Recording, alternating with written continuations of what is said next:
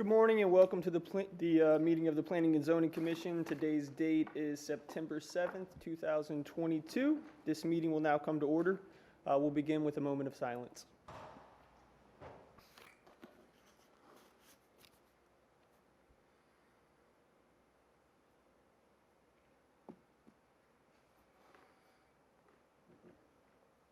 Please stand for the Pledge of Allegiance. I pledge allegiance to the flag of the United States of America, and to the republic for which it stands, one nation, under God, indivisible, with liberty and justice for all.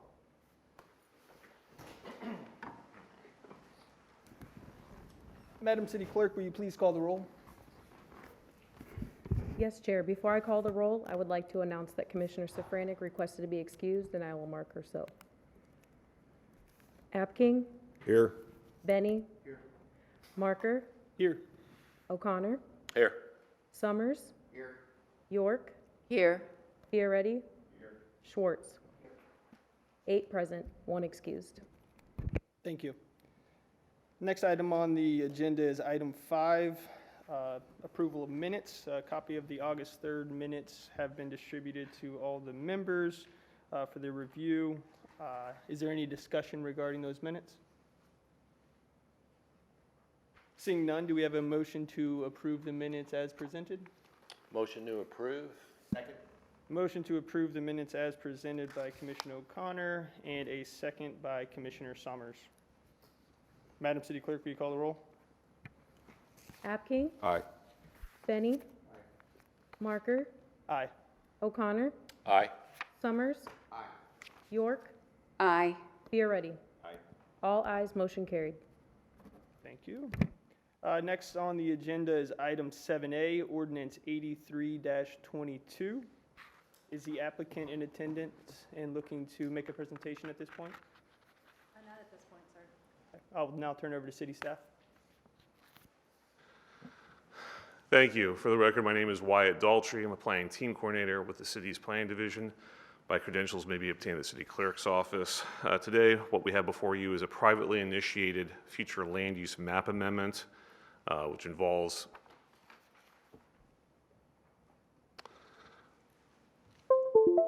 a 9.78 acres in block 2088, unit 31, Cape Coral subdivision. The request is to amend the future land use from public facilities to the multifamily residential future land use. Property is located at 1429 Northeast 15th Avenue. Site's located in northeastern Cape Coral, near the intersection of Diplomat Parkway and Del Prado Boulevard. This aerial shows the site. It's a large, unplatted tract, again, just under 10 acres of size. On the east side of the property is Del Prado Boulevard, and the site has direct access off of Del Prado Boulevard via Northeast 14th Street. There's sporadic single-family residential development located to the north, west, and south of the subject property. As you go east across Del Prado Boulevard, there's some commercial properties, and then, as you can see on the aerial here, a fair amount of sporadic, actually getting to be about half, 50% single-family development. This is land use of the subject property is in blue, light blue, that's public facilities designation. The yellow located to the west and south, single-family residential. The red to the north and northeast is commercial professional. And then you see additional single-family properties in yellow to the east on the other side of Del Prado Boulevard. If amended, as shown on the map on the right, the proposal, the subject property would be changed to multifamily, which we indicate as brown on our future land use maps. Some background. The site's owned by Lee County School Board. This used to be the Alternative Learning Center. It was used as a temporary school site back in the late 2000s, early 2010s. The school board is looking to sell this site to a residential developer. That's been viewed as excess to their requirements. This site already has a multifamily, the residential multifamily low zoning designation. The existing future land use of public facilities is incompatible with multifamily development. So in order to develop a multifamily product, a land use change to multifamily would be required. We analyzed this case looking at the comprehensive plan. The key policy that we use for this sort of determination is policy 1.7, the future land use element. And we have 4 citing criteria that we use. This site meets 3 of the 4 criteria. One of those being proximity to major roadways. As you saw in the map series, it's adjacent to Del Prado Boulevard. Adjacency to non-residential development.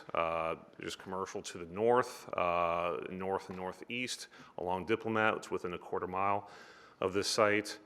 And the site is larger than 3 acres. It's a site that, put another way, it would prevent the proliferation of, say, driveways that you see with, say, duplex development, things like that. So that's a 3rd criteria that met. The one it didn't meet refers to providing a buffer between more intense and less intense uses. While there is commercial land use to the north, those properties are undeveloped in the main. And so it's not fulfilling that classic requirement, or rather classic role that you often see multifamily do. But that's mainly just because this area isn't as well developed as, say, some areas in the Southwest and Southeast Cape. So overall, this meets 3 of the 4 citing criteria, which we view to be as a good location for multifamily development.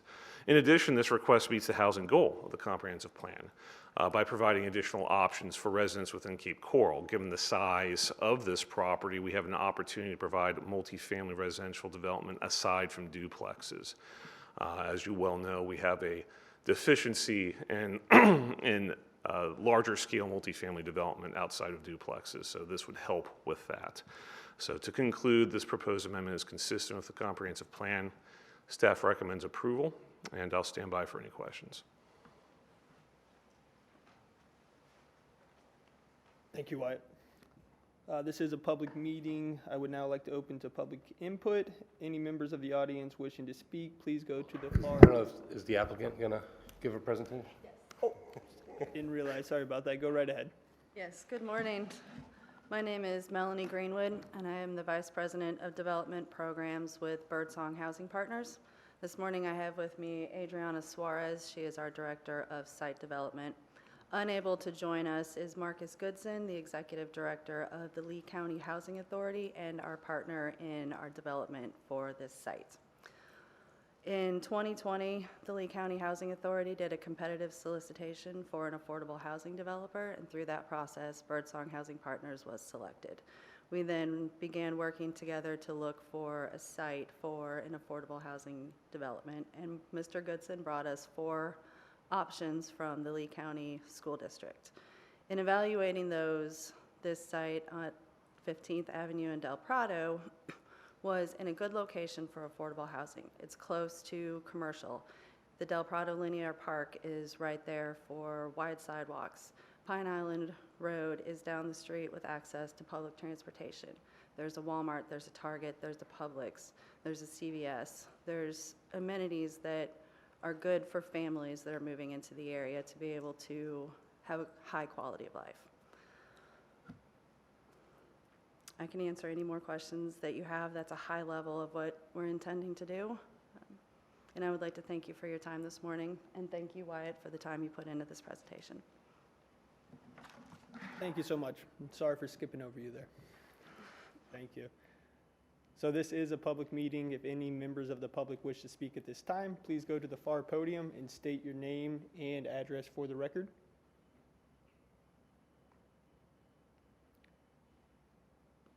Seeing none, I'll now close citizens' input. Moving on to the board, any discussion from the members?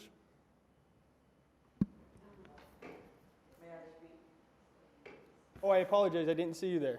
Sorry about that. If you would, go to the podium and speak. Yep, yes. I will reopen public input.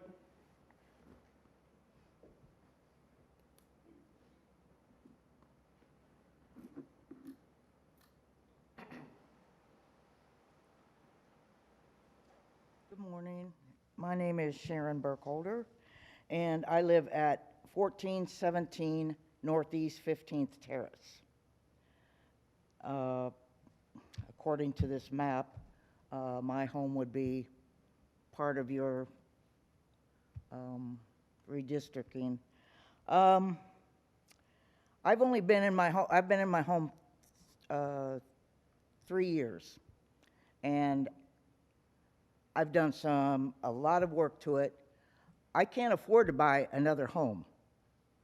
I have 4 other people in my home, 2 of which are adults with disabilities. My grandson is wheelchair bound. He cannot stand by himself. He cannot walk at all. And we had to put a special, redo the bathroom. I can't afford to buy a new home. And I don't quite understand why you want to put 156 multifamily homes. I don't think that the people that live on my block, in fact, a new home was just built across the street. There's one that's built on the other side of an empty lot. There's another one being built. I don't really think that the people in that area are going to want to see a multifamily section. I, for one, don't. As I said, I can't afford to move. I couldn't move and buy a home right now for what homes are going for. I can't afford it. I'm a widow.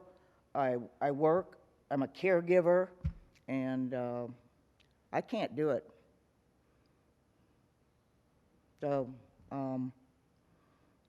I just don't see the point. Could I ask why you feel you have, are you saying you would move because of this new development? I don't understand when you say you can't afford a new home. What is your concern? What am I concerned about what? You said you can't afford to buy a new home, but I'm not sure why you feel like you're forced to buy a new home. Why can't I afford to buy one? I think you should really go through the chair, and right now it's really, Yeah. there's no, it's not question, and she's given her statement, and then it comes back to the chair, and he could open up for questions. And we'll take notes of your comments for sure, and then we'll open it for discussion to the board, but we won't be able to interact directly with you with questions, but we do appreciate your comments as well. Is there anything else that you would like to add? I couldn't hear you. We appreciate your comments. We'll address them as a board after you're done speaking. We wouldn't be communicating directly with you with questions, but we'll certainly take notes, and then we can make comments on them after we close the citizens' input. Okay, thank you. Of course, thank you. And if I may, You let Wyatt clarify everything. just for clarification, the only property under consideration is the large 9.7 acre tract. You would have received notice from us because your property is within 500 feet of the change. That is part of the city's acknowledgement of letting people know that a case is coming forward. Just because you received a letter from us doesn't mean we're changing your property. The only property that we received an application for and that this application affects is the property at 1429 Northeast 15th Avenue. Just wanted to make that clarification. Thank you, White. Are there any other members from the public that would like to speak? Seeing none, we'll close citizens' input. We'll turn it over to the commission. Any comments from the commissioners? Commissioner O'Connor? Yes, I have a question to the developer representative. Hi, has the developer already applied for low housing income tax credit? Not at this time. We began our application during the 2021 application process with Florida Housing Finance Corporation and obtained all of the signatures and documentation required to complete that application until we got to the zoning form. And it requires that the zoning and land use be compatible with our intentions. At that time, we were notified that the land use was public facilities, and the understanding that public facilities was compatible with everything didn't translate into the multifamily. So multifamily wasn't compatible with public facilities. And then at that point, we went back to the Lee County School District and requested some additional time to take this step to request this land use map amendment. With the timing of that, to further into the application, with the meeting today and the 2 council meetings, should this reach an approval, it would go into effect ahead of the application deadline for the 2022 request for applications from Florida Housing, at which point all forms would be able to be signed by all parties, including the zoning and land use compatibility form. And is Birdsong Housing a strictly affordable housing developer, or do they have market rate developments as well? Birdsong Housing Partners is a strictly affordable housing developer. We develop various kinds of affordable housing. This one would be your standard family with the area median income limited to 60% or less. We do also do special needs, homeless, with farm worker, other demographics of the low-income society. This one would be a family development. Thank you. Commissioner York? Thank you. So Wyatt, I have a question for you. It seems to me I read in this paperwork, and to kind of address the concern that we just heard, isn't it true that these multifamily projects have not been shown to decrease single-family home values in the area? There's been a lot of studies undertaken for that, and just based off of tenure and whether it's affordable housing, that has been seen to not have an effect on the surrounding values of single family. Things that have had effect are like blocking views, putting people into like the shadow. But just based off of, like I said, tenure or the fact that it's affordable housing, studies have not seen a connection.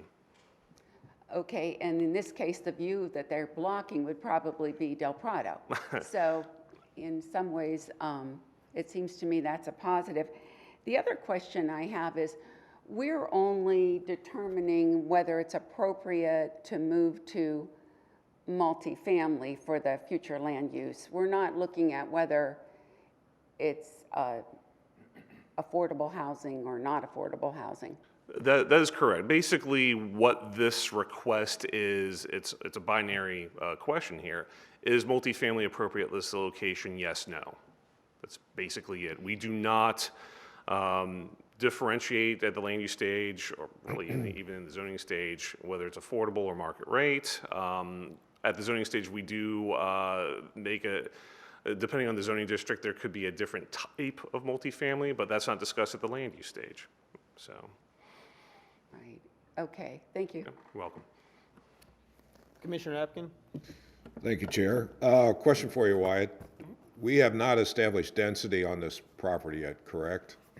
Well, there's a maximum density. If approved, it would be 25 units an acre.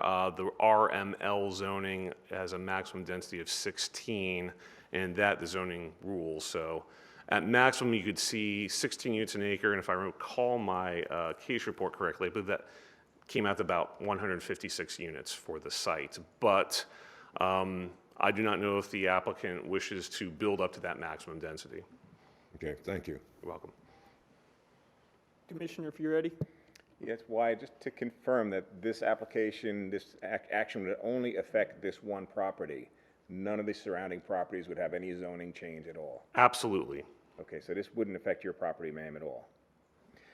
One more question. The properties just to the north, which are in the commercial zone, are all, every property there is single family, and it kind of matches a lot of the criteria of other properties we've seen in the past that were broad brush zoned to commercial. If those properties were zoned residential, which they probably should be, would you still support approval of this action? Two answers. One, yes, directly yes. We would still recommend approval, and additionally, that's a site that we're looking to change the land use for to single family. So we hope to bring that before you in the upcoming months. Mm-hmm. So if that was a single family zone property, you would still support this? Yes. Okay, thank you. Vice Chair O'Connor? Could you clarify, I know you mentioned 25 units an acre for RMM. The applicant has not gone in for a zoning change. This is just strictly the future land use. But what you mentioned, the 25 units an acre, that would need to be submitted for a zoning change? Yes, in all forms. This is just the land use. Right. The existing zoning is RML. To change that to RMM, we would need to receive an application, which we've not received, and I do not know if the applicant intends to rezone the site. If we did receive an application, to go to our hearing examiner and then go to council. So different, separate public hearing process, separate notices, the neighborhood would be notified. So yeah, go through another 4 to 6 months minimum of going through that effort. Thanks. Commissioner Benny? Thank you, Mr. Chair. My question is about the real estate tax return on the property to the city. With the structure of a highly subsidized environment like this, does that then by necessity mean that the city would gain less per unit, per square foot than a normal non-subsidized type development? I'm not really conversant in that, but I can tell you we're not making anything off of the site that's owned by the school board now, so. Yeah, that's another good point. Thank you, Wyatt. Is there any other discussion from the board? Motion? I move to approve the request. Motion to approve the ordinance 83-22 by Commissioner York and a second by Commissioner O'Connor. Madam City Clerk, will you call the roll? Yes, Chair. Apking, Aye. Benny, Marker, Aye. O'Connor, Aye. Summers. York, Aye. Fioretti. Aye. 6 ayes, 1 nay, motion carried.